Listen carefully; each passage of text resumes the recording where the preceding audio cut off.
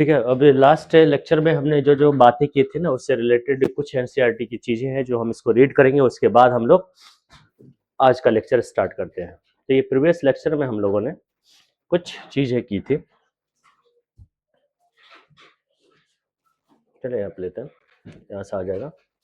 Okay, कौन सा दिखेगा तुम्हें? क्या ले लें?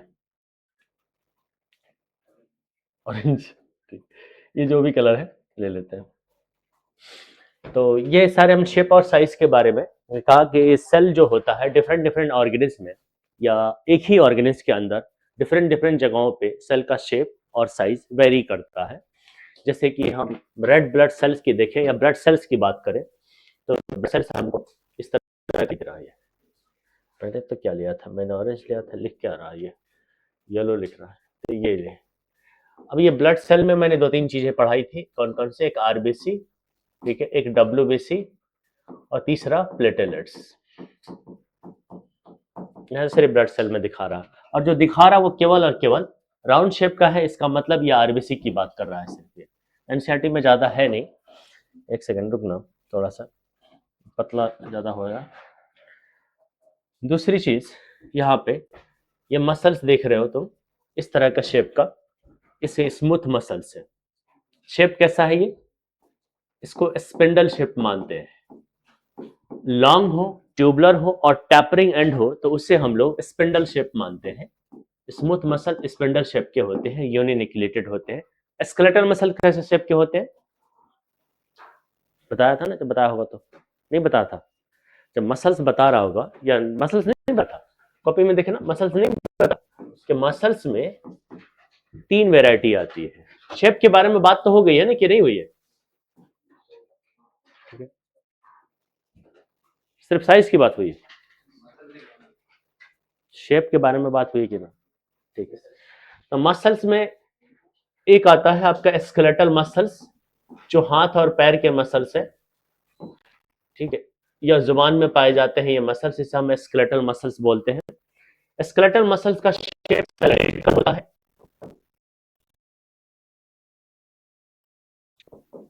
और अनब्रांच्ड होता है। ये कहीं ना कहीं हम तुमको बताए होंगे। मसल्स में अगर तुम स्मूथ मसल्स की बात करो, जो यहाँ पे बना हुआ है, ये स्मूथ मसल्स है।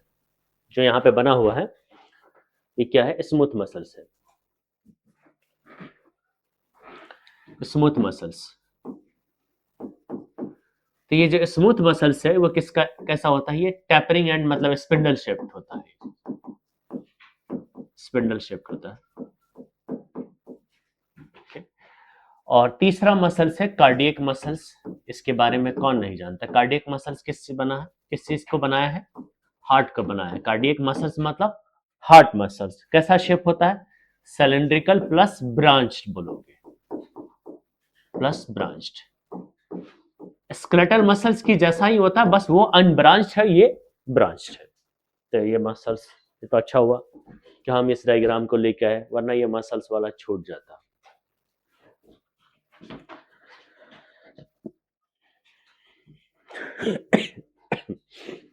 ये देखो हमारा क्या है? Nerve cell.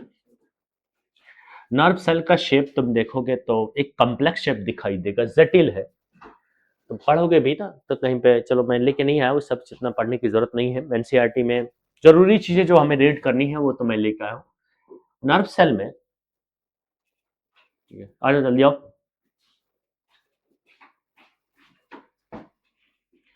नर्व सेल में तीन पार्ट्स होते हैं। इस वाले पार्ट को तुम साइटोन बोलते हो, अंदर जो न्यूक्लियस की तरह दिखाई दे रहा मेन पार्ट, ठीक है, कंट्रोलर ऑफ नर्व सेल होता है।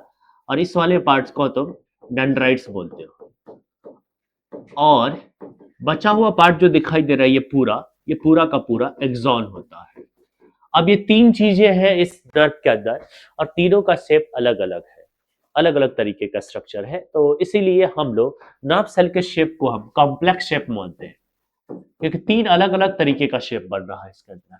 एक ब्रांच्ड भी है, एक लॉन्ग ट्यूबुलर स्ट्रक्चर है। तो हम कॉम्प्लेक्स शेप लिख के, या और ब्रैकेट में हम क्या लिख सकते हैं? Long branch shape, long branched, ये हम लिख सकते हैं।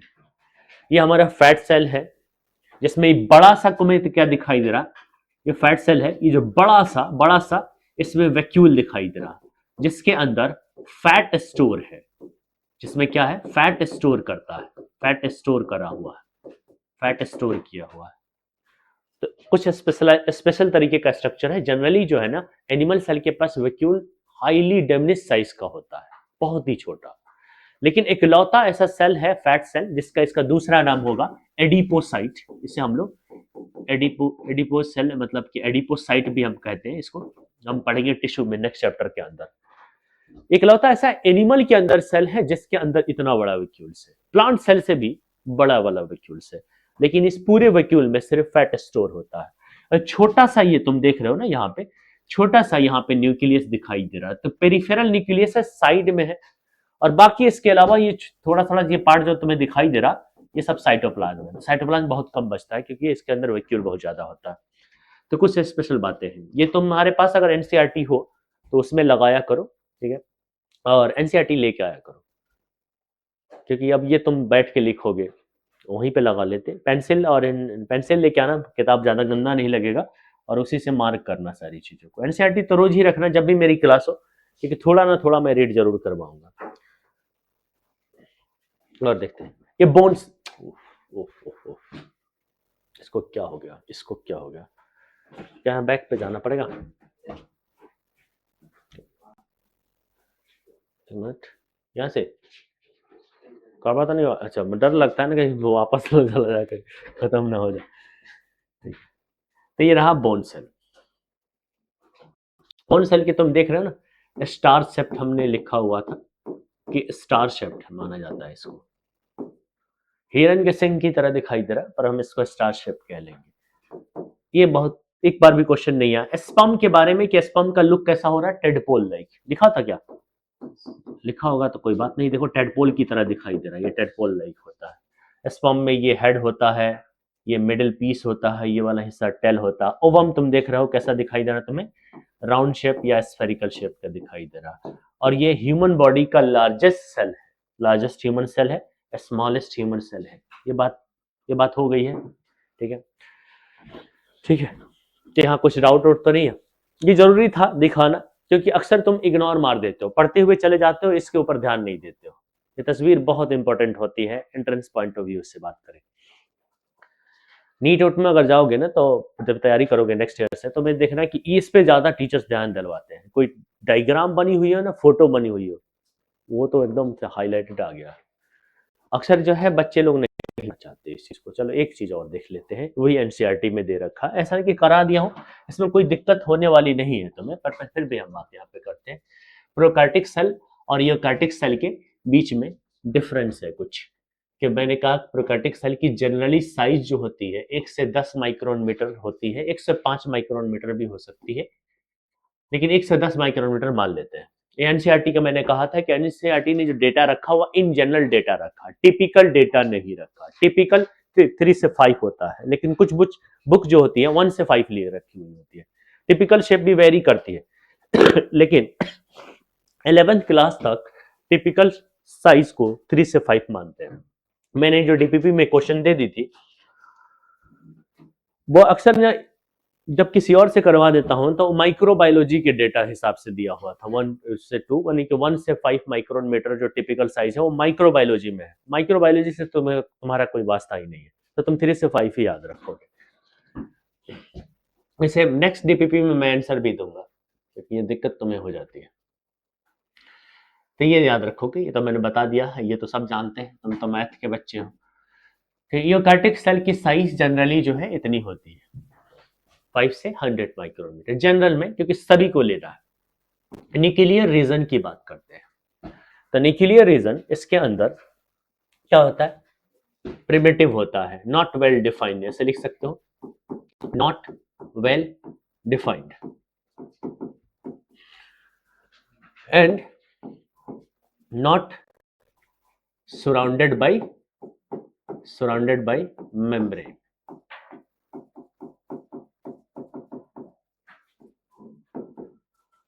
Nuclear membrane and known as, क्या कहोगे, न्यूक्लियाइड कह सकते हो। तो फिलिंग द ब्लैंक्स करके भी क्वेश्चन दे सकते हैं। इससे लिए हम सब चीजों को देखेंगे। देखो यहाँ सिंगल क्रोमोसोम बनते हैं और यहाँ पे एक से ज्यादा क्रोमोसोम बनते हैं। मेम्ब्रेन बाउंड सेल ऑर्गेनेली इसमें एब्सेंट होते हैं और इसमें all type of cell organelle पाए जाते हैं। All type of cell organelle present होते हैं।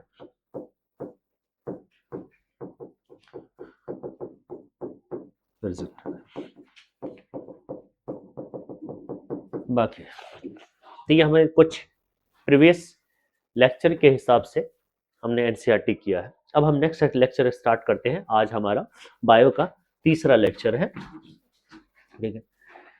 थर्ड लेक्चर में हम लोग क्या बात करेंगे, प्लाज्मा मेम्ब्रेन यानी सेल मेम्ब्रेन को बात करना है। मतलब पहले शुरू से आते हैं कि हम थर्ड लेक्चर में पढ़ क्या रहे, यूकार्टिक सेल पढ़ेंगे। यूकार्टिक सेल पढ़ेंगे हम लोग। यूकार्टिक सेल किस किस के अंदर पाए जाते हैं, तुम्हें पता है किस किस के अंदर पाए जाते हैं? बैक्टीरिया को छोड़ के बाकी सारे लिविंग ऑर्गेनिज्म के अंदर कौन सा सेल पाए जाते हैं? यूकार्टिक सेल पाए जाते हैं। यानी कहाँ कहाँ पाए जाते हैं, तो मैं इसकी बात करूं कि कहाँ कहाँ पाए जाते हैं। तो प्रेजेंट इन तुम क्या लिखोगे? प्रेजेंट इन लिख दो। कहाँ पे?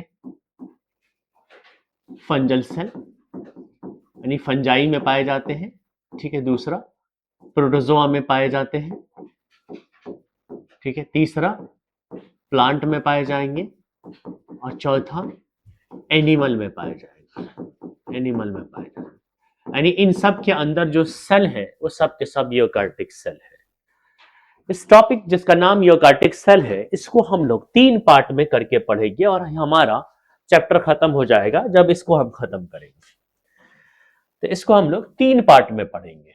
इसके अंदर हम समझ लो कि जितने भी टॉपिक्स है इसके अंदर, जितने भी टॉपिक्स है 3 या 4, चलो 4 पार्ट कर देते हैं इसको ना। 4 पार्ट में हम लोग पढ़ेंगे, 4 पार्ट्स में करके। ये हम बनाए हुए किताब में नहीं लिखा है। अभी ऐसा सवाल मत ढूंढने लगना कि यूकार्टिक सेल 4 पार्ट्स के होते हैं, ऐसा नहीं। मैं कह रहा हूँ कि इसमें जितनी इंफॉर्मेशन है यूकार्टिक सेल से रिलेटेड उसको हम 4 पार्ट में तोड़ के पढ़ेंगे।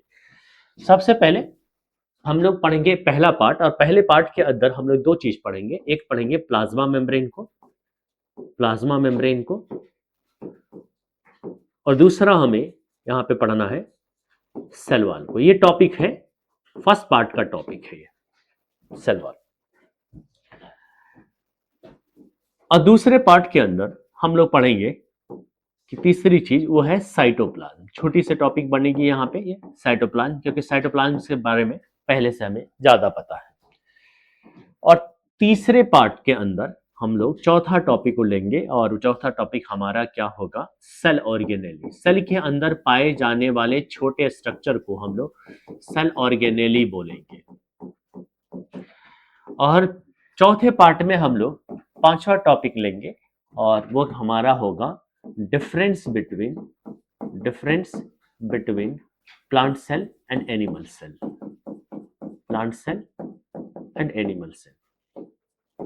तो यहां पे हमारा यूकार्टिक सेल खत्म होगा। उसके बाद एक टॉपिक और बचेगा हमारा, वो है सेल डिवीजन।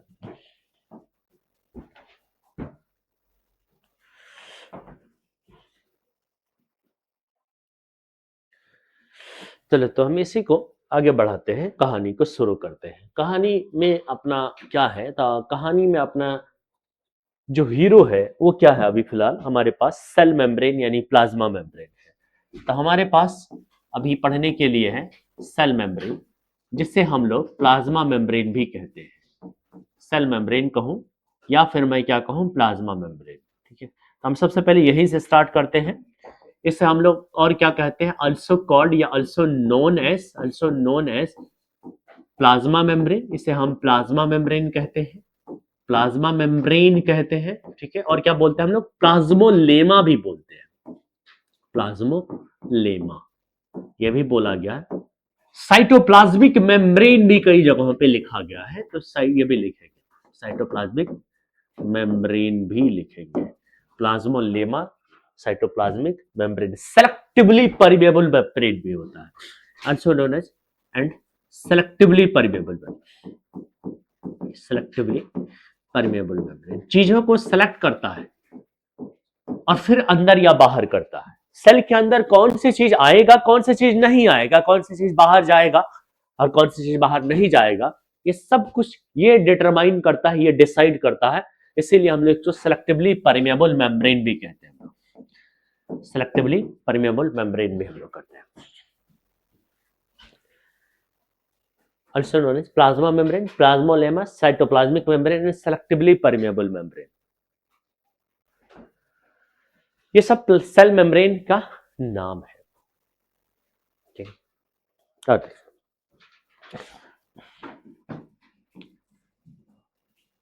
इसकी ना स्टडी है ना, इसकी स्टडी पॉसिबल कब हुई, जब इलेक्ट्रॉन माइक्रोस्कोप की डिस्कवरी हो गई। पॉसिबल विद डिटेल में स्टडी, जो इसकी डिटेल की स्टडी थी,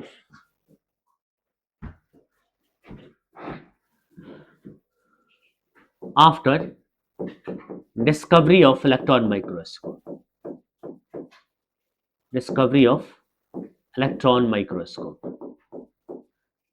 ऐसा क्यों मैं कह रहा हूं, क्योंकि क्योंकि क्योंकि क्योंकि प्लाज्मा मेम्ब्रेन जो है ना, वो बहुत ही थिन स्ट्रक्चर है। मैं यहाँ पे थोड़ा सा ऊपर कर लेता हूँ इतना, ठीक है। और फिर मैं कहता हूं कि मैं क्यों ऐसा था कि भाई इलेक्ट्रॉन माइक्रोस्कोप की डिस्कवरी से पहले, देखो इलेक्ट्रॉन माइक्रोस्कोप की डिस्कवरी 1940 में हुई थी। इसके 1940 से 1950 के बीच में हुई थी, तो कई जगह पे 1950 लिखा हुआ है, लेकिन एनसीईआरटी 1940 लिखा हुआ है, तब देखोगे तब हुई थी। उसके बाद ही ये पॉसिबल हो पाया। क्यों क्यों क्यों क्यों क्योंकि प्लाज्मा मेम्ब्रेन, क्योंकि पीएम साहब बहुत ही थिन स्ट्रक्चर होते हैं। अब बहुत ज्यादा पतला है तो उसके डिटेल एनालिसिस हम इतनी आसानी से नहीं कर सकते, किसी एक्सपेरिमेंट के थ्रू नहीं कर सकते थे। अभी हमने एक्सपेरिमेंट के थ्रू जानने की कोशिश की कि प्लाज्मा मेम्ब्रेन का स्ट्रक्चर कैसा है, प्रोटीन कैसा है, उसके अंदर लिपिड कैसा है, तो हमें गलत पता चला। कभी भी कोई एक्सपेरिमेंटल वेरिफिकेशन से हम लोगों ने इसके बारे में कभी सही पता नहीं लगा पाए। इसके डिटेल एनालिसिस के लिए, या कह लो सुन पा रहे हो क्या, सुन रहे हैं? इसकी डिटेल एनालिसिस के लिए या इसकी स्टडी के लिए हम लोगों ने आरबीसी को यूज किया है। आरबीसी को यूज किया है इसके डिटेल एनालिसिस के लिए। और जब हमने आरबीसी को यूज किया, अच्छा वजह क्या है, आरबीसी की यूज क्यों किया, अगर ये क्वेश्चन आ जाए कि हमने आरबीसी का यूज क्यों किया, तो फिर क्या कहोगे? क्योंकि आरबीसी के पास न्यूक्लियस नहीं है। बिकॉज आरबीसी जो है न्यूक्लिएटेड, मैं यहां पर क्रॉस लिखूंगा, नहीं है। न्यूक्लियस ना होने की वजह से अब जब तुम स्टडी करोगे माइक्रोस्कोप से, तो पूरा ध्यान तुम्हारे मेम्ब्रेन पे जाएगा। क्योंकि न्यूक्लियस डिस्टर्ब पैदा कर देता है, क्योंकि न्यूक्लियस काफी डेंस स्ट्रक्चर होता है, तो न्यूक्लियस की वजह से काफी दिक्कत हो जाती है। ठीक है। और जब तुमने स्टडी किया आरबीसी को यूज करके, तो तुम्हें पता चला कि जो प्लाज्मा मेम्ब्रेन होते हैं वो दो केमिकल से मेनली बने हुए हैं, made up of protein and lipid. जो क्या है, प्रोटीन प्लस लिपिड के बने हुए हैं, जिसके अंदर प्रोटीन की कंसंट्रेशन जो है 52% है और लिपिड की 40% है। जुकाम हो गया यार, भरी क्लास में, जब भी इस क्लास में आ रहा हूँ जुकाम हो जा रहा है, किसी की नजर लग जा रही है। इसके अलावा देखो क्या लिखा, 52% प्रोटीन, 40% लिपिड, लेकिन अभी कुछ बाकी है ना, 100% तो पूरा नहीं हुआ, तो कुछ और चीजें भी है। तो इसके अलावा यहाँ पे मैं लिख रहा हूँ, इसके अलावा एक्स्ट्रा में यहाँ पे कार्बोहाइड्रेट प्लस कोलेस्ट्रॉल भी पाए जाते हैं। कार्बोहाइड्रेट प्लस कोलेस्ट्रॉल भी पाए जाते हैं, और वो कितने, तो 8% के आसपास ये दो चीज पाई जाती है इसके अंदर।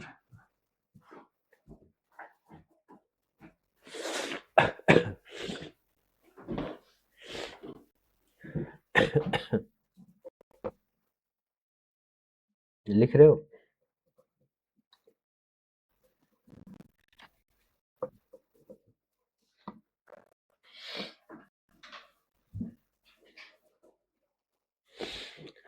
मेनली ये किस पे बनी हुई है, याद रखना प्रोटीन प्लस लिपिड के ऊपर बनी है। लेकिन मैंने कहा कि प्रोटीन 52% है और लिपिड जो 40% है, लेकिन मैंने किसके लिए कहा? आरबीसी के मेम्ब्रेन के लिए कहा। डिफरेंट डिफरेंट सेल में ये चीज वेरी कर सकती है। The amount of protein and lipids, यहां पे मैं लिख रहा हूं amount of protein and lipids, amount of protein and lipid can vary कर सकते हैं with cell and organism. Cells के साथ अगर सेल में चेंज आएगा तो ये भी चेंज आ सकते हैं। हमने बेसिक बातें तुम्हें बताई है प्लाज्मा मेम्ब्रेन के बारे में। सेल मेम्ब्रेन, प्लाज्मा मेम्ब्रेन तुम्हारे अंदर सबसे बड़ा टॉपिक है। सेल चैप्टर का सबसे बड़ा टॉपिक यही है, सेल मेम्ब्रेन और plasma membrane according to NCERT. इसीलिए थोड़ा टाइम लगेगा इसमें। बेसिक सारी बातें हो गई है, इससे ज्यादा आपको करना भी नहीं है। हम एनसीईआरटी को भी रीड करके दिखा देंगे कि ज्यादा आपको नहीं करना है। डीपीपी वगैरह को सीरियस लेना है, करना है, नहीं तो सिलेक्शन नहीं होगा तो तुम्हें बहुत तकलीफ होगी। जो लोग एक्सटर्नल है वो तो बाहर ही रह जाएंगे, जो लोग इंटरनल है उनका रैंक आएगा 400। 400 का मतलब अपने ही जूता निकालना और अपने सर पे 400 जूता मारना। क्योंकि एज इंटरनल तुम्हारे पास एक प्लेटफॉर्म है, प्रेशर फ्री पढ़ाई में अगर रैंक तुम्हारा खराब आए, 400 का मतलब कि तुम बर्बाद पढ़ाई की हो, 350 का मतलब कि बहुत बर्बाद पढ़ाई की हो। कि अगर एक्सटर्नल होते तो शायद सिलेक्शन ही नहीं होता।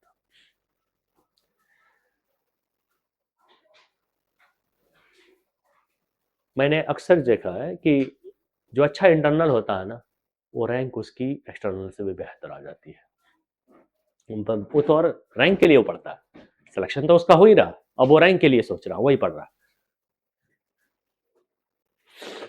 अरे बहुत से इंटरनल भी है, उसका सिलेक्शन नहीं होता, वो तो बेचारे सेल्फ फाइनेंस में जाते हैं। इंटरनल का सेल्फ फाइनेंस में जाना मतलब अपनी इज्जत अपनी हाथों से नीलाम करने वाली बात हो जाती है। तुम्हारे पास टारगेट है और उसको अचीव करना है, तुम्हें पता है क्या करना है, और क्या करने के लिए तुम्हें बहुत सीरियस रहना पड़ेगा। हंसी मजाक एक्सक्यूजेस, मेन चीज है एक्सक्यूजेस। अब कोई संडे में क्रिकेट खेलने नहीं जाएगा, जरूरत नहीं है उस चीज की। अभी फिलहाल 4 महीने नहीं खेलोगे तो कुछ नहीं करोगे, ठीक है। अगर खेलना भी है तो मतलब तुम अपने सारे होमवर्क करो। अगर कोई क्लास रखी जाएगी तभी नहीं है, सर क्लास मत रखिए, क्रिकेट खेलने जाना है, ये कुछ नहीं। जो एक्स्ट्रा क्लास अगर लेंगे तो तुम्हारे लिए भलाई ये होगा क्योंकि रमजान में ही सिलेबस हो जाएगा पूरा, तो तुम्हें ज्यादा से ज्यादा टाइम मिल जाएगा। हमारा टारगेट ये है कि 15 फरवरी तक 9th को खत्म कर देना है, 9th सिलेबस को। उसके बाद 10th पढ़ना है, तो इसलिए हो सकता है कि 2 में संडेज की क्लास लूँ मैं।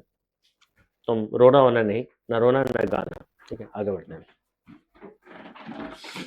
आगे हम पढ़ते हैं थोड़ा सा और इसके बारे में कि प्लाज्मा मेम्ब्रेन, मैं ज्यादा नहीं लिखूंगा, मैं तुम ध्यान देते रहना। प्लाज्मा मेम्ब्रेन के डिटेल स्ट्रक्चर को जानने के लिए, detail of structure, plasma membrane के डिटेल ऑफ स्ट्रक्चर की डिटेल जानने के लिए बहुत सारे साइंटिस्टों ने बहुत सारी कोशिश की, लेकिन इसके डिटेल स्ट्रक्चर की डिटेल एनालिसिस करने के लिए,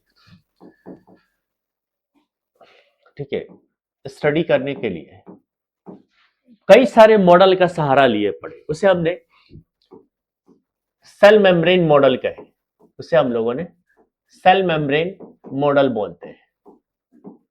कई सारे अलग अलग तरीके के मॉडल के सहारे लोगों को समझाया गया कि प्लाज्मा मेम्ब्रेन में क्या चीज होती है और किस तरीके से अरेंज होती है।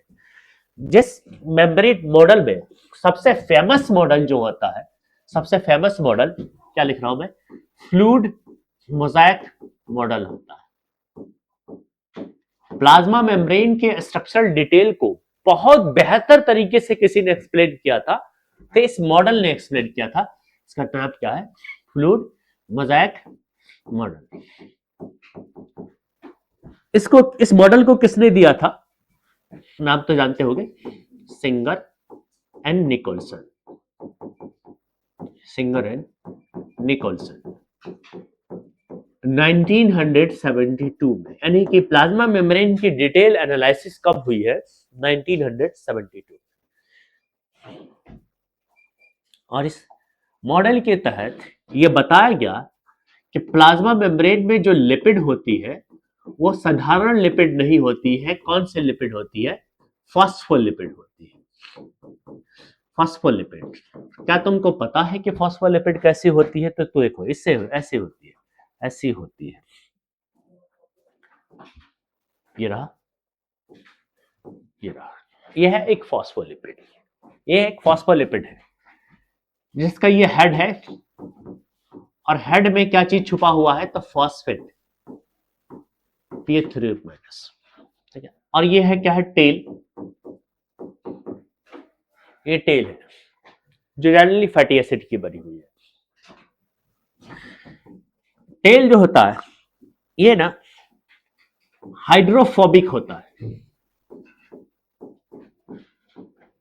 हाइड्रोफोबिक का मतलब पानी से नफरत करने वाला, पानी से दूर भागने वाला, पानी से रिपेल होने वाला। तो वाटर रिपेलेंटेंट भी कह सकते हैं हम इसको। और जो हेड है, हेड ये हाइड्रोफिलिक होता है। हाइड्रोफिलिक का मतलब वाटर लविंग नेचर है इसके पास। फिलिक वर्ड लव के लिए होता है।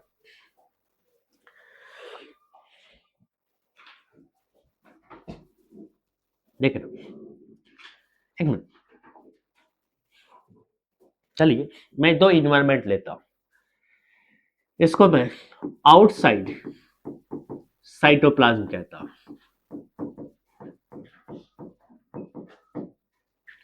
आउटसाइड साइटोप्लाज्म कह रहा हूं। मतलब यहां पे क्या चीज मौजूद होगा? As a fluid, tissue fluid मौजूद होगा।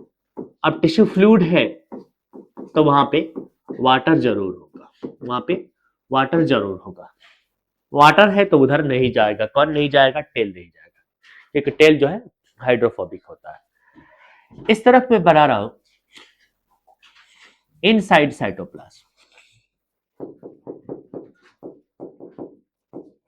इनसाइड साइटोप्लाज्म तो मैंने साइटोप्लाज्म की बात हो रही है। साइटोप्लाज्म में क्या होता है? वाटर होता है। कितना होता है? 90 से 92%। यहां तो भरा पड़ा हुआ पानी, वाटर होता है। यहां से 90 से 92%, 90 से 92%। ठीक है, ठीक है। इन दोनों जगह पानी है। तो अगर मैं इस फॉस्फोलिपिड को लेके आऊं तो इधर भी टेल नहीं रह सकता, इधर भी टेल नहीं रह सकता। इसीलिए ये फॉस्फोलिपिड का अरेंजमेंट कुछ इस तरीके से होता है। एक लेयर बनाइए, देखो लेयर बना, लेयर बीच बीच में थोड़ा सा सेपरेटेड है।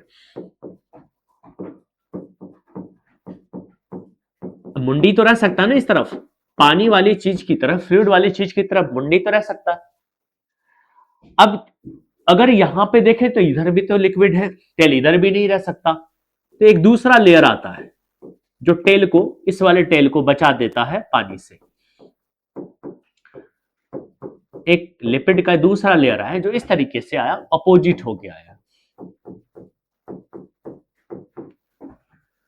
और इसी वजह से लिपिड की जो लेयर होती है ना, दो होती है प्लाज्मा मेम्ब्रेन में। दो होना जरूरी है। अगर एक होती तो किसी न किसी फ्लूइड से उसका टेल टकरा जाता, तो रिपल्शन शुरू हो जाती। रिपल्शन शुरू होती है तो भाई एडजस्ट ही नहीं कर सकता था, ये स्टेबिलिटी गायब हो जाती है इसकी, सेल मेम्ब्रेन की।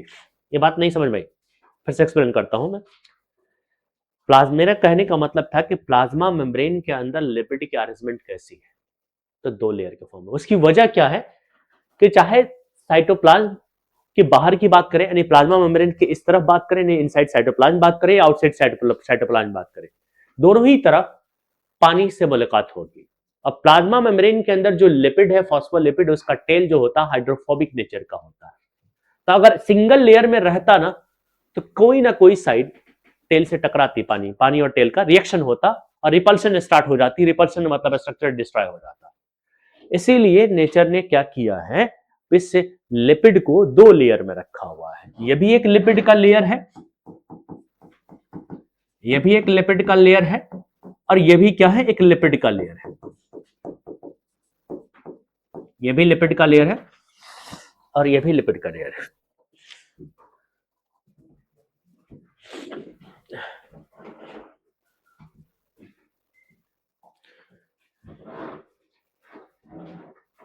देख लो बात को, दोनों को मिला के तुम क्या बोलते हो?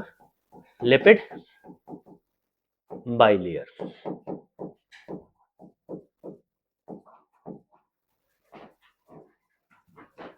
दोनों को मिला के तुम क्या बोलते हो? Lipid bilayer.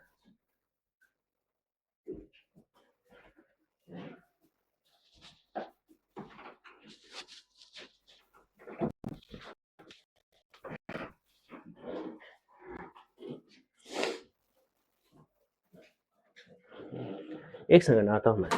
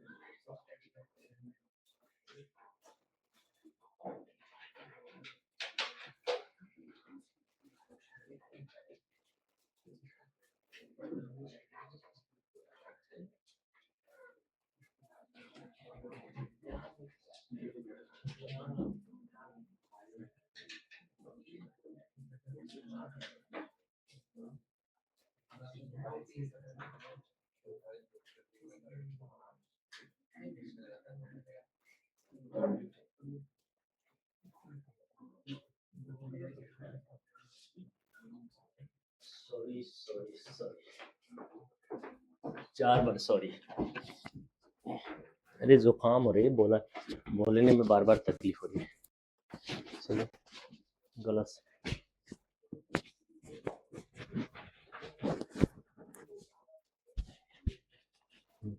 चलो स्टार्ट करते हैं यहाँ पे। तो ये लिपिड के 2 लेयर्स होते हैं। किसके अंदर? प्लाज्मा मेम्ब्रेन के अंदर लिपिड के 2 लेयर होते हैं। 2 लेयर होने की वजह क्या है? क्योंकि इसके अंदर जो टेल है, टेल कैसा होता है? Hydrophobic in nature. इसीलिए लिपिड बाइलेयर के फॉर्म में पाए जाते हैं। लिपिड का नाम क्या है? फॉस्फोलिपिड, जो एक ड्राइव लिपिड है, एक मॉडिफाइड लिपिड है। अब बात आती है कि प्रोटीन, 2 चीज होती है ना इसके अंदर mainly, lipid and protein. Protein कहां पे होता है, कैसे होता है? तो प्रोटीन 2 तरीके का होता है। एक ऐसे होता है, यहां पे इस तरीके से रहता है, इस तरीके का। मैं थोड़ा अलग बना रहा हूं, ठीक है।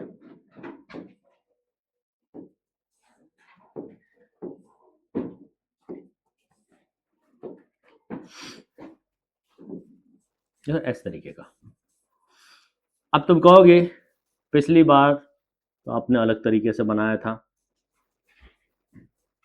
तो बदलते रहना चाहिए ना। चेंज बहुत जरूरी है।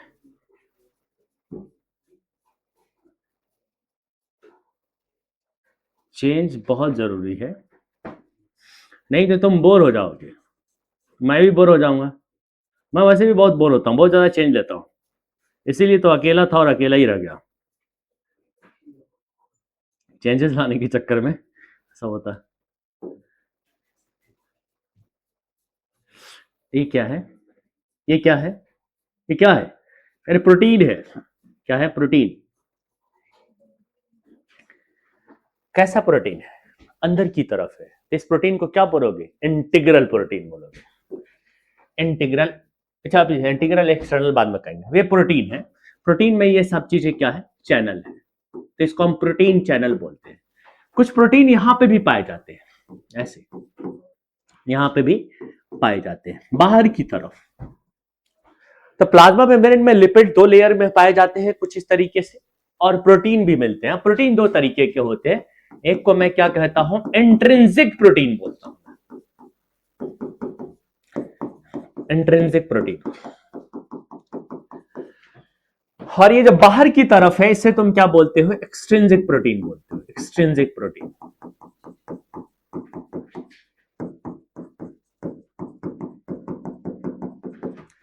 दो तरह के प्रोटीन होते हैं, लिपिड दो लेयर में, प्रोटीन दो तरीके का, एक्सट्रिंसिक प्रोटीन और इंट्रिंसिक प्रोटीन। अब अलग अलग जगहों पर अलग अलग नाम भी है, इसको पेरिफेरल बाहर की तरफ है तो पेरिफेरल प्रोटीन कहते हैं, या अंदर घुसा हुआ है तो इसको इंटीग्रल प्रोटीन भी कह सकते हैं, तो और भी नाम हो सकते हैं, इंग्लिश तो मैं जो आती है वो कर लेता हूं उस तरीके से। इसके अलावा मैंने क्या कहा कि इसके अंदर कोलेस्ट्रॉल भी पाए जाते हैं, मैंने बोला था कि यहाँ पे कोलेस्ट्रॉल भी मिल सकते हैं। अगर तुम एनिमल सेल के प्लाज्मा मेम्ब्रेन को देखोगे तो यहाँ पे कोलेस्ट्रॉल मिल सकते हैं। कोलेस्ट्रॉल किस लिए होते हैं, प्लाज्मा मेम्ब्रेन के अंदर एक्स्ट्रा स्टेबिलिटी देने के लिए। हमारे पास एक ही मेम्ब्रेन होता है, वो है प्लाज्मा मेम्ब्रेन, वहां पे इसीलिए उसके अंदर स्टेबिलिटी ज्यादा से ज्यादा चाहिए और उसके लिए कोलेस्ट्रॉल प्रेजेंट होते हैं। ठीक है, एनिमल मतलब हम और तुम दोनों ही जानवर है, अरे इंसान भी एक जानवर है ना, इस तरीके से। देखो ये क्या है, कोलेस्ट्रॉल है, कोलेस्ट्रॉल है, कोलेस्ट्रॉल है, कोलेस्ट्रॉल है, ये क्या है, कोलेस्ट्रॉल है। कोलेस्ट्रॉल क्या करता है, एक्स्ट्रा स्टेबिलिटी देता है, एक्स्ट्रा स्टेबिलिटी देता है इन प्लाज्मा मेम्ब्रेन। इसके अलावा यहाँ पे कुछ कार्बोहाइड्रेट्स पाए जाते हैं, इस तरीके के मैं बना दे रहा हूं, ऐसे कार्बोहाइड्रेट्स पाए जाते हैं, इस पे भी हो सकते हैं, ऐसे इस पे भी हो सकते हैं। इसमें यहाँ पे जो होते हैं ना, इसको हम लोग, ये क्या है, कार्बोहाइड्रेट है, क्या है, CHO, CHO को मैं कार्बोहाइड्रेट कहता हूँ, कार्बोहाइड्रेट है, ये दोनों क्या है, कार्बोहाइड्रेट है। तो इस कार्बोहाइड्रेट को तुम क्या बोलोगे, इस कार्बोहाइड्रेट को तुम क्या बोलोगे, जो यहाँ पे लिपिड के पास मौजूद है, ग्लाइकोलिपिड बोलोगे, ग्लाइकोलिपिड बोलोगे, ग्लाइकोलिपिड। जो लिपिड पे होगा उसे ग्लाइकोलिपिड बोलोगे, और जो प्रोटीन पे होगा उसे तुम क्या बोलोगे, ग्लाइकोप्रोटीन बोलोगे, ग्लाइकोप्रोटीन बोलोगे। मतलब ये है कि इसके अंदर कार्बोहाइड्रेट दो फॉर्म में पाए जाते हैं प्लाज्मा मेम्ब्रेन के अंदर। तो स्ट्रक्चरल डिटेल है, तुम देख चुके हो। किसने दिया था ये मॉडल, सिंगर एंड निकोलसन ने। कौन सा मॉडल के तहत ये सब कुछ दिया गया है, फ्लूइड मोज़ेक मॉडल है, जिसके अंदर लिपिड दो लेयर में है, लिपिड बाइलेयर जिसको हम कहते हैं, और लिपिड का नेचर फ्लूइड है, यानी कि बहने वाली है, फ्लो करने वाली है। तो लिपिड की फ्लूइड नेचर होने की वजह से प्लाज्मा मेम्ब्रेन का नेचर भी फ्लूइड हो जाता है। अच्छा लिखो पहले तुम, नहीं तो मेरी बात नहीं सुनोगे, सिर्फ लिखते रहोगे। ठीक है, उसे किसी को पसंद नहीं है कि किसी की बात कोई ना सुने, तो इग्नोरेंस वाली हो जाती है ना, इग्नोरेंस बुरी लगती है। इसीलिए मैं उन लोगों को बहुत सुनाता हूं जो क्लास में पीछे बैठ के बात करते हैं।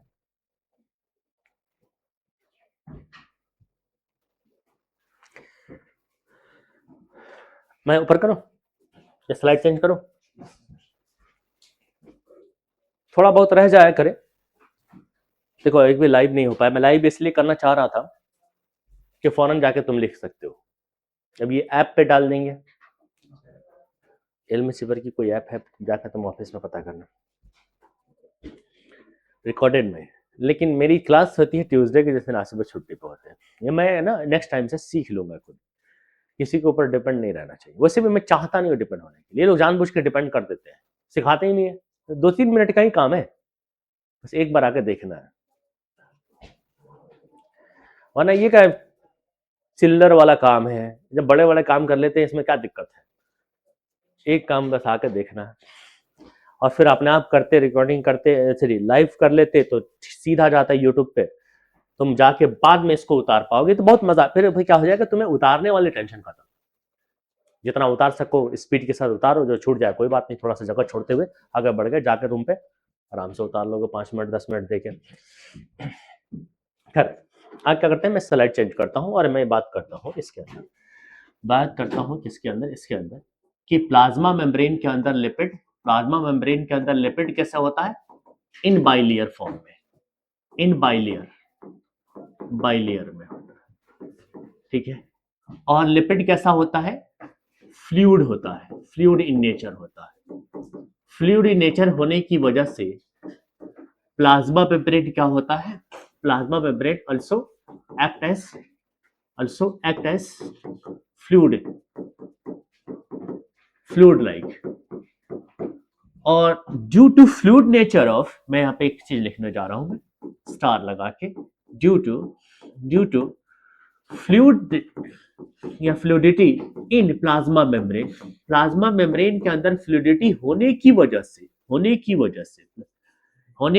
से plasma membrane helps in,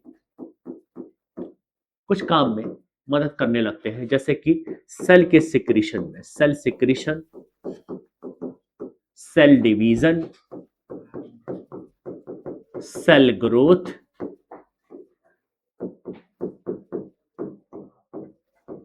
and endocytosis.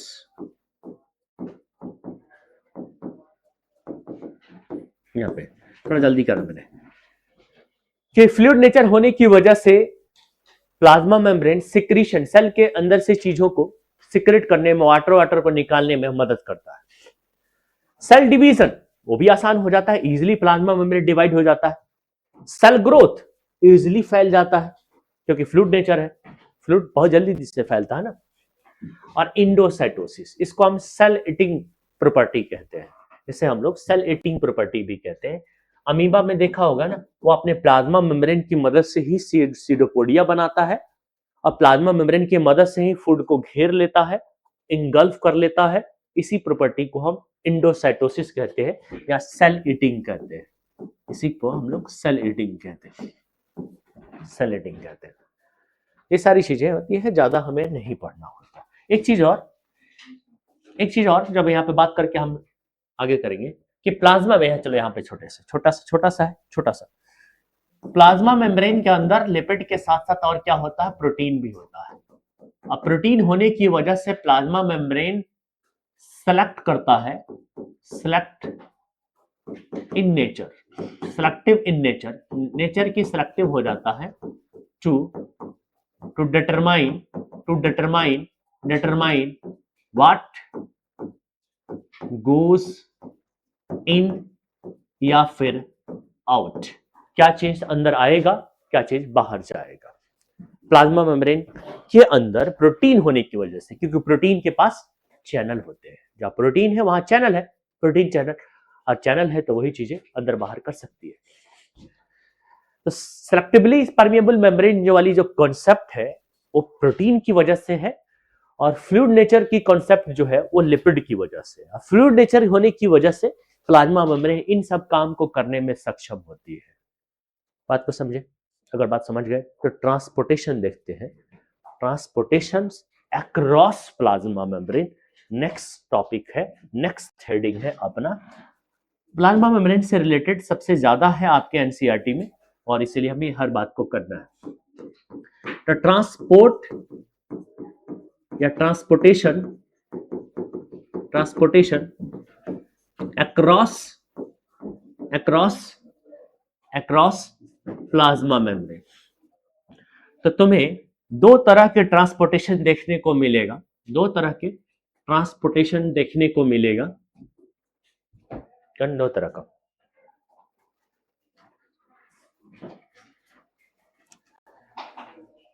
नहीं लिख पाए थे क्या, रह गया था? कोई बात, देखो जल्दी लिखना शुरू कर दो। हमें ना सिलेबस को भगाना है, मतलब भगाना क्या, करना है, हर चीज को करना है। तो एक चीज से आपको मदद करनी पड़ेगी, वो है आपकी अपनी स्पीड लिखने वाली। मैं कुछ भी करके नेक्स्ट टाइम से लाइव ही करूंगा ताकि यूट्यूब पे जाए और आपको सहायता हो जाए जल्दी से जल्दी। अब ऐप का नहीं पता कि ऐप अभी बना कि नहीं बना कि बनेगा, ये तो तुम पता करोगे, लेकिन वो जरूरी है। देखो हमें ना ऑनलाइन ही पढ़ते हैं, जैसे मैं डेडी वगैरह से, तो उतारते कहाँ है, सिर्फ सुनते हैं।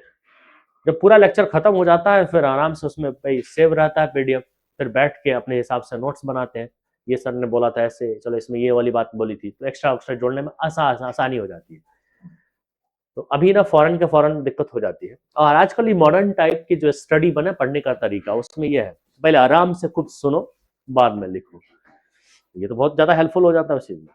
हालांकि कहते हैं लोग, पहले का जमाना ऐसा था ना कि दोनों काम एक साथ में होता था, लेकिन अब धीरे धीरे हर जगह से खत्म हो रहा है। अब पहले सुनना है फिर लिखना है, लेकिन यहाँ पे मजबूरी है। अभी आज तक मजबूरी है, आज नेक्स्ट क्लास से इंशाल्लाह नहीं होगी। चलो आगे हम पढ़ते हैं। क्या पढ़ते हैं? Transportation across plasma membrane. Plasma membrane के अक्रॉस ट्रांसपोर्टेशन के दो तरीके के होते हैं, दो टाइप्स के होते हैं। एक होते हैं पैसिव ट्रांसपोर्ट। क्या होते हैं? Passive transport.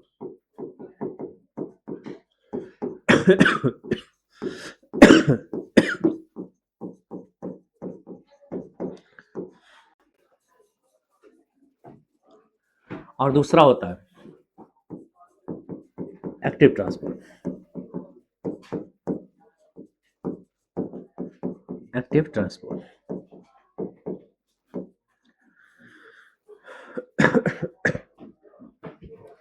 देखना दोनों चीज में। जो पैसिव ट्रांसपोर्ट होता है तो क्या होता है, पहले तो आप देखते हैं, डायग्राम से ही खत्म करते हैं। दोनों जगह एक एक छोटा सा पहाड़ ले लेते हैं। देखो ये तुम्हारे यहाँ का पहाड़ है, तुम्हारे यहाँ पहाड़ है?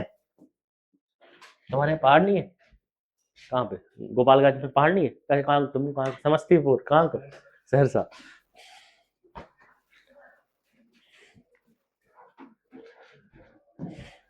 टीला तो होगा, कहीं देखा होगा एक टीला, इस तरीके का टीला तो ले लिया। इसको मैं लोअर लेवल कह लेता हूँ, नीचे का है बॉटम लेवल तो लोअर लेवल है, और इसको मैं higher level, H for higher level, L for lower level, higher level. अब तुम्हारे गांव में, तुम्हारे शहर में कोई तो होगा जिसका नाम मिंटू तो होगा, पिंटू तो होगा, चिंटू तो होगा, चिंटू नहीं होगा तो पिंटू तो होगा, अरे कोई भी होगा, ठीक है। चलो तो इसका नाम कुछ रख देते हैं, चलो नहीं इसे पिंक ही नाम रखते हैं, पिंक कलर का बना देते हैं, ठीक है। चलो बाल बड़ा कर देते हैं तो हो गया। ये यहाँ पे है और ये यहाँ पे है। इसको क्या करना है, इसको ना एक बॉल को, ये बॉल है, इसको गिराना। इसमें क्या है, यहाँ पे बॉल है, कुछ कुछ करने की जरूरत कहाँ है, अपने आप गिर जाएगा, अपना ऑटोमेटिक है, क्योंकि ये हाई से लो की तरफ आ रहा है। और इस ट्रांसपोर्ट की नीति क्या कह रही है कि ऊपर से नीचे आ जाओ, कोई बात नहीं, हम कुछ नहीं कहेंगे, यानी अलोंग ग्रेडियंट काम हो रहा है, जो चाह रहा है वही हो रहा है। हाई से लो का क्या मतलब होता है, जो चाह रहा वही हो रहा है। तो अकॉर्डिंग टू ग्रेडियंट या अकॉर्डिंग टू कॉन्सेंट्रेशन ये ट्रांसपोर्टेशन हो रहा है। और इसमें क्या है, इसको ऊपर लेके जाना है, ऐसे ट्रांसपोर्ट करवाना है, हालत खराब हो जाएगी। यहाँ पे एनर्जी रिक्वायर्ड होगी, यहाँ पे क्या है, एनर्जी रिक्वायर्ड होगी। और एनर्जी जो रिक्वायर्ड होगी मतलब किस फॉर्म में रिक्वायर्ड होती है, किस फॉर्म में रिक्वायर्ड होती है, एटीपी के फॉर्म में, यानी कि यहाँ पे एटीपी का ब्रेकडाउन होगा, यानी कि यहाँ पे एटीपी का ब्रेक, यानी एटीपी यहाँ पे खर्च हो जाएगा, एक्सपेंड हो जाएगा, एक्सपेंड हो जाएगा एटीपी। और यहाँ पे कोई एनर्जी की रिक्वायरमेंट नहीं है, no energy, no energy required. अरे अपने आप गिर रहा है, कहाँ, अपने आप, ऑटोमेटिक स्पॉन्टेनियस प्रोसेस है। इसलिए तुम कह सकते हो ना कि पैसिव ट्रांसपोर्ट एक स्पॉन्टेनियस ट्रांसपोर्ट है, स्पॉन्टेनियस है, अपने आप होगा, इसमें कोई एनर्जी खर्च नहीं कर रहे। और यहाँ पे स्पॉन्टेनियस नहीं लिखोगे, क्या लिखोगे, नॉन स्पॉन्टेनियस लिखोगे।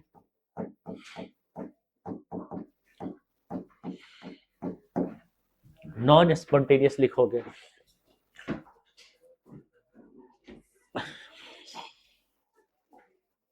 ठीक है।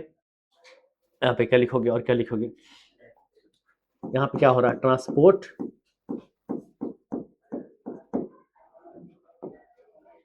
या मोमेंट, मोमेंट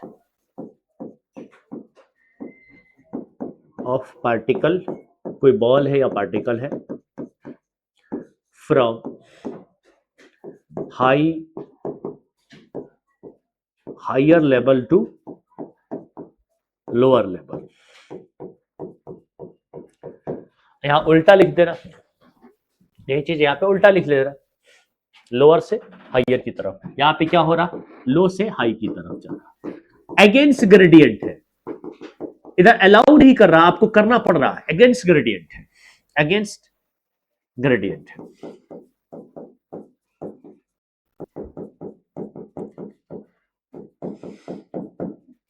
अगेंस्ट ग्रेडियंट है, और ये क्या है, अलोंग ग्रेडियंट है, जिधर चाह रहा उधर ही हो रहा।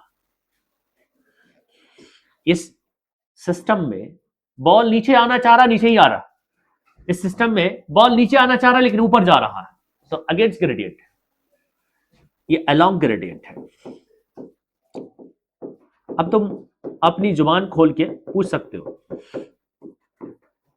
पूछो, नहीं पूछ रहा, नहीं पूछ रहा, पूछोगे क्या, जब आए इसमें सब समझ में आ रहा था, क्या पूछोगे, मत पूछो, काय को दर्द तकलीफ देना मेरे को, मैं भी तो इंसान हूं। हाँ, किसी ने कहा कि इंसान नहीं पत्थर हो, तो इसका मतलब नहीं है, इंसान तो है, देखो बोल रहे हैं इंसान की तरह। आगे बढ़े, आगे बढ़ते हैं हम लोग। एक्टिव ट्रांसपोर्ट से रिलेटेड हमें कुछ नहीं करना, बस इतना ही जानना था कि एक्टिव ट्रांसपोर्ट होता क्या है, जिसमें चीज है या कोई भी सब्सटेंस का मोमेंट लो लेवल से हाई लेवल हो रहा है, अगेंस्ट ग्रेडियंट हो रहा, जिसमें एनर्जी खर्च होती है, तो इसको तुम एक्टिव ट्रांसपोर्ट बोल देते हो। सब कुछ पढ़ना हमें पैसिव ट्रांसपोर्ट पे, जो तुम्हारे सिलेबस में है। अब टाइप्स ऑफ पैसिव ट्रांसपोर्ट हम लोग देखेंगे, थोड़ा सा ऊपर करता हूं क्योंकि तुम उसमें लिख भी रहे होगे, तो हम लोग पैसिव ट्रांसपोर्ट को ले लेते हैं। Passive transport,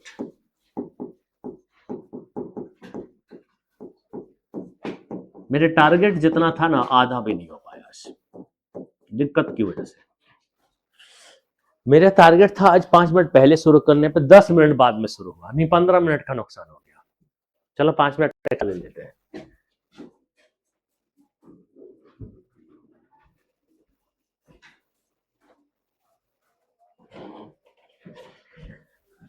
passive transport, spontaneous transport, अपने आप होने वाला ट्रांसपोर्ट के अभी फिलहाल मैं बता रहा हूं कि कितने प्रकार होते हैं, तो 2 प्रकार होते हैं, 2 प्रकार होते हैं, 2 टाइप्स होते हैं, ठीक है, 2 टाइप्स होते हैं।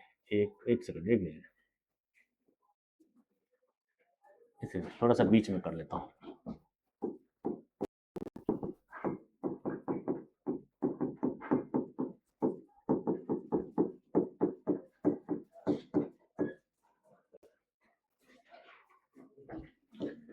एक ट्रांसपोर्ट को हम लोग ऑस्मोसिस बोलते हैं, और दूसरे को हम लोग डिफ्यूजन बोलते हैं। भाई ये पैसिव ट्रांसपोर्ट का है, ये टाइप्स पैसिव ट्रांसपोर्ट का है, पैसिव ट्रांसपोर्ट का है, तो हाई से लो तो पहले ही बोल दोगे कि ये भी हाई से लो होगा और ये भी क्या होगा, हाई से लो होगा।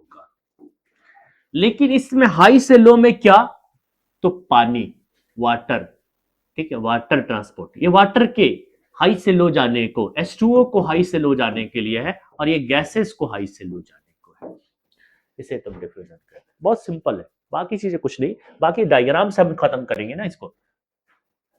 इस साल जो है ना एंट्रेंस है ना, थ्योरी कम डायग्राम का ज्यादा इस्तेमाल करना है।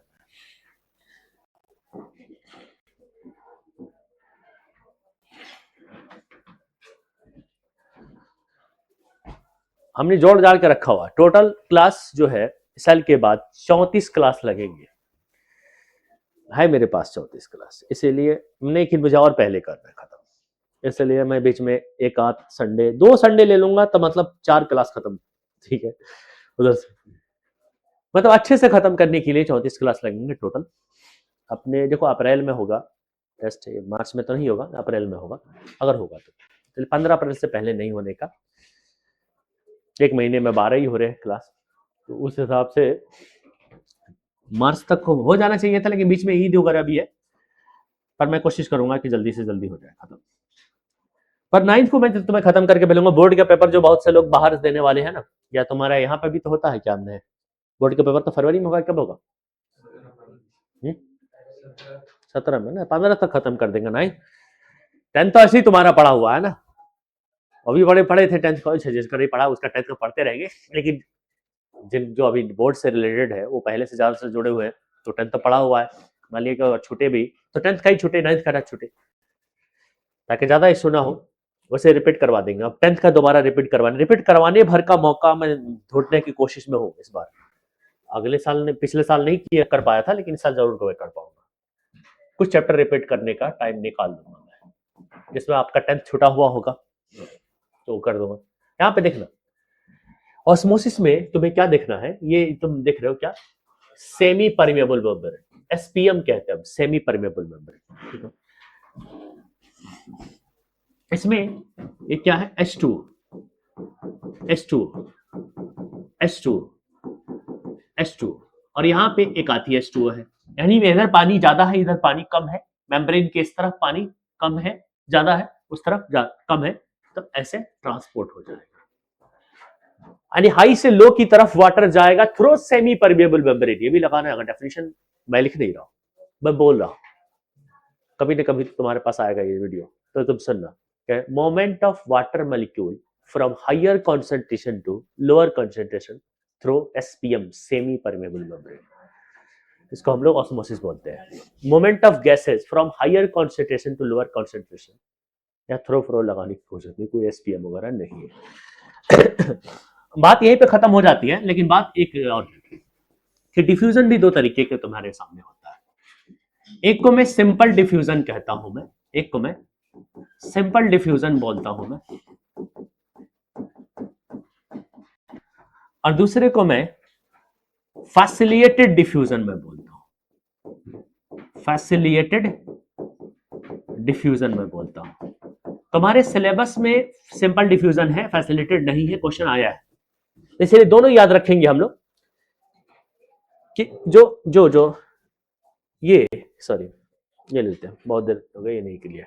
सिंपल डिफ्यूजन है, इसमें ना कोई प्रोटीन कोई एनर्जी का, कोई एनर्जी का तो रिक्वायरमेंट है ही नहीं, क्योंकि एस से एल है, एस से एल है, तो एनर्जी की रिक्वायरमेंट तो है ही नहीं, क्योंकि ये पैसिव ट्रांसपोर्ट है। No energy, no energy require, यहां पे एनर्जी रिक्वायर नहीं, नो एनर्जी रिक्वायर, ये तो यही पे हो गया।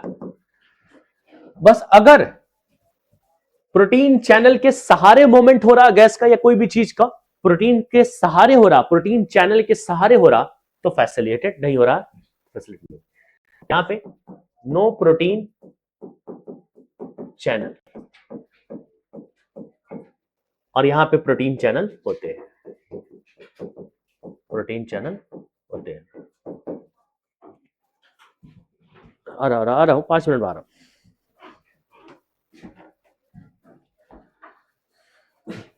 तो ये हमारा है पैसिव ट्रांसपोर्ट, जो दो तरीके का होता है, ऑस्मोसिस और डिफ्यूजन। कोई दिक्कत हो तो आप पूछ सकते हो, सवाल आप कर सकते हो, कमेंट कर सकते हो, लाइक कर सकते हो। लाइक तो बाद में करना, पहले अगर वीडियो पसंद आए तब करना, जब देखना। सब्सक्राइब भी कर सकते हो, ऐसे कोई बात।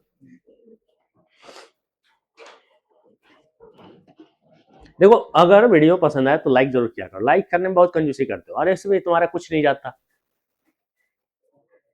मेरा कुछ नहीं जाता, इसमें तेरा घाटा, मतलब तुम ये चाहते हो कि मेरा घाटा हो। लाइक करो, चाहे सब्सक्राइब करो ना करो, लाइक करो, एक ही चीज में मेरा फायदा है। लेकिन पहले तो देखो तब ना, पहले यहां देख लो तब ना वीडियो देखोगे। चलो, तो पैसिव ट्रांसपोर्ट में ये दो टाइप्स थे, ऑस्मोसिस थे, डिफ्यूजन थे। जितना तुम्हें पढ़ना चाहिए उतना मैंने बता दिया। अब हमने क्या है, ऑस्मोसिस से रिलेटेड कुछ बात करनी है। यहाँ पे ऑस्मोसिस जो है ना, दो तरीके के होते हैं। यहीं पे बात करके मैं कहानी को आज यहीं पे स्टॉप करता हूँ, रोकता हूँ तुम्हारी कहानी को, तुम्हारी अधूरी कहानी को, ठीक है। नहीं, पूरी कहानी करेंगे, अधूरी नहीं। दो तरह के ऑस्मोसिस होते हैं, एक को कहता हूं मैं एंडोस्मोसिस, एंडोस्मोसिस हम लोग उसको बोलते हैं, ऑस्मोसिस, और दूसरे को मैं कहता हूं एक्सोस्मोसिस। इसमें क्या होता है, ये सेल है, इसमें क्या होता है, पानी अंदर की तरफ आ रहा होता है, वाटर अंदर की तरफ आ रहा, पानी अंदर की तरफ जा रहा, इसको एंडोस्मोसिस कहेंगे। अगर सेल से पानी निकल रहा है, पानी बाहर की तरफ जा रहा है, तो एक्सोस्मोसिस हम इसे कहते हैं। अब इससे रिलेटेड हमें नेक्स्ट लेक्चर में बहुत इंपॉर्टेंट बात करनी है, कि इस एंडोस्मोसिस से और एक्सोस्मोसिस से सेल पे क्या फर्क पड़ता है। तो मैं अच्छे से समझ में आ रहा है यही पे कि अगर एंडोस्मोसिस होगा, पानी अंदर की तरफ आएगा तो सेल में पानी भर जाएगा, यानी अंदर जो है प्रेशर बढ़ जाएगी, जिससे सेल क्या हो जाता है, स्वेलअप हो जाता है, टर्जिडिटी आ जाती है इसके अंदर। सेल अगर सेल से पानी निकल रहा तो पानी कम हो रहा, सेल क्या हो जाएगा, सिकुड़ जाएगा, श्रिंक कर जाएगा। जब श्रिंक करता है तो प्लाज्मा मेम्ब्रेन ब्रेक हो जाता है, उसे प्लाज्मोलाइसिस कहते हैं। ये सारी कंसेप्ट हम 5 मिनट का ये करना है, 5-10 मिनट का सेल वॉल भी है, 5 मिनट का साइटोप्लाज्म भी है, तब सेल ऑर्गेनेल में है। एक्चुअली मैं मुझे नेक्स्ट क्लास को आप जो है कब है, थर्सडे को है ना, थर्सडे में आपको 3:20 तक आ जाना है। कौन कौन है जो आज आ पाएगा और कौन कौन नहीं आएगा, देखो लाइव करवा देंगे, जो नहीं आएगा वो बाद में देखेंगे। ये कवर करना है मुझे, इसलिए इधर इमरान सर का भी टाइम हो चुका है। ओके